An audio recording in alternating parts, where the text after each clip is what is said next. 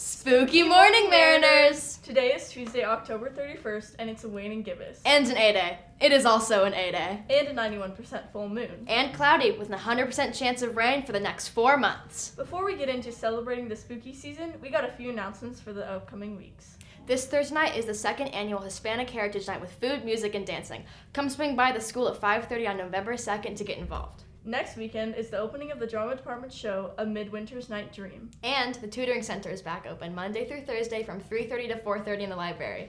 And today is Halloween! If you're curious about the spookiest neighborhoods in town, Jack and Ashton did some exploring so you don't have to. Spooky! Good morning, Mariners. Today is Halloween. My name is Ashton.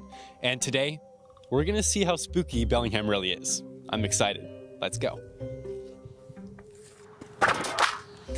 We searched all through Edgemoor to try to find the scariest part of this neighborhood, and it was lacking a little, but we finally found the real professionals who do the heavy lifting, the scarecrows.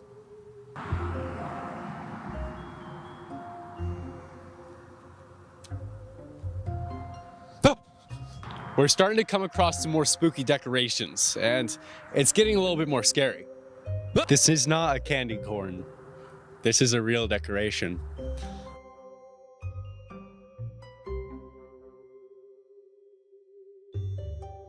We searched all of Bellingham, and we finally had to go to the edge of the city to find the ultimate decoration. It's so scary I can't even look at it. And it's over that way. Now we're walking through the South Hills neighborhood, and I've got to say, this one might be a winner.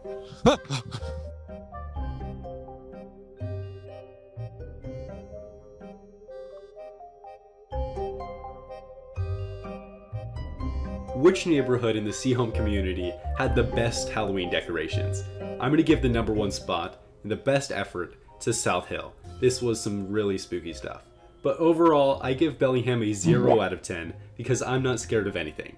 Mariners, have a happy Halloween. Spooky! But not like really spooky. Not like psycho spooky. Yeah, not like taxidermist innkeeper spooky. Well, I'm not an innkeeper, but let's go check out my taxidermy collection. Spooky!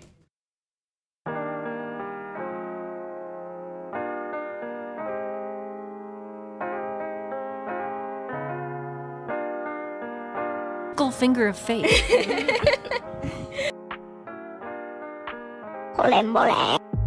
So these are beetles.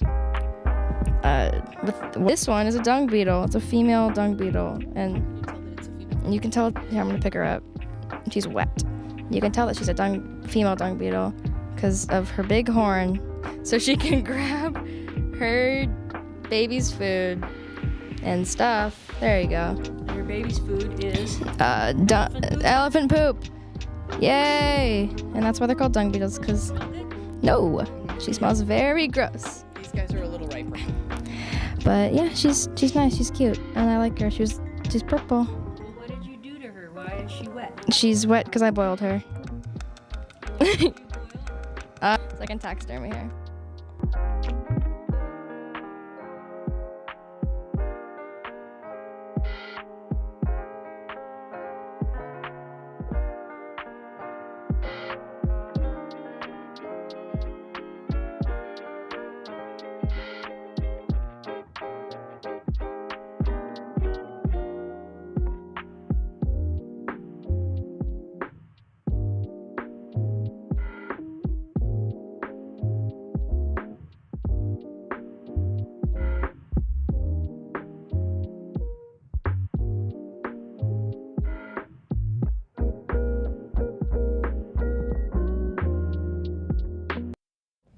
Spooky! But not like real spooky. Not like haunted spooky. Yeah, not haunted spooky. But if that's what you want, Noe and Keegan went to check out a few of my favorite spots. What's up, Mariners? Today, in honor of Halloween, we are going to be sharing with y'all 2 haunted places here in Washington. About 30 minutes south of Bellingham, there is the Northern State Mental Hospital in Cedar Woolley. Northern State opened in 1909 and closed in 1973 after state funding was cut. At the mental hospital, the most patients in the hospital at once was 2,000. A significant percentage of the patients died, said to be more than 1,600 passed away from natural causes, but others died from far worse things, such as electroshock therapy treatments that went too far, hard physical labor, botched lobotomies which they started performing in 1940, and some were murdered. One of the more common ghost sightings is a female nurse pushing a male patient in a wheelchair. One of the gorier rumors about the mental hospital is that when it was shut down, patients weren't transferred, instead left so you can hear their voices and screams echoing in the halls and the nearby forest. The next haunted place is Starvation Heights Sanitarium in Owalla, Washington. Starvation Heights was opened by Dr. Linda Hazard and her husband Sam. Their methods were strange, and they starved them. The method was very ineffective, and a lot of patients died because of it. Dr. Hazard was a convicted serial killer after killing at least 15 people. Bumps around the house were heard at all hours, along with footsteps on the stairs in the second floor in the empty home. People have said to have a cold feeling go over their body, saying it was the coldest feeling they got on a warm day, going down their spines till they feel hands on their shoulders and back and something behind them. Spooky! Halloween is a wild time of the year, The veil is the thinnest. and people get an excuse to show their creative side. I went out to find out what everyone wants to dress up as tonight. Let's take a look. What are you going to be for Halloween? I'm going to be Raven from Teen Titans. Bugs Bunny or Rowley from Die of Wimpy Kid. I was gonna originally try and be Jeff the Killer, but I'm gonna now be Marshall Lee, specifically the design from the original Adventure Time series, because, you know, he's really cool and I like him. I'm going to be a devil. Who are you going to be for Halloween? Poison Ivy. Batman. A cop. Well, I'm kind of torn. I thought about being blue shirt guy, but I'm not sure that's a reference people would get, really. So I tend to lean into like mad scientist when I'm not sure what else to do. So. What are you going to be for Halloween? A cop. A robber. Spider-Man. Probably something goofy like a lion. I'm gonna be Ron Stoppable.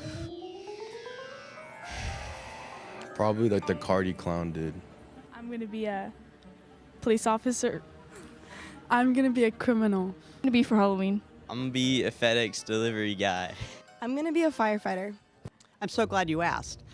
I'm gonna get really creative, and I think I'm going to dress up as a high school assistant principal because that's very scary.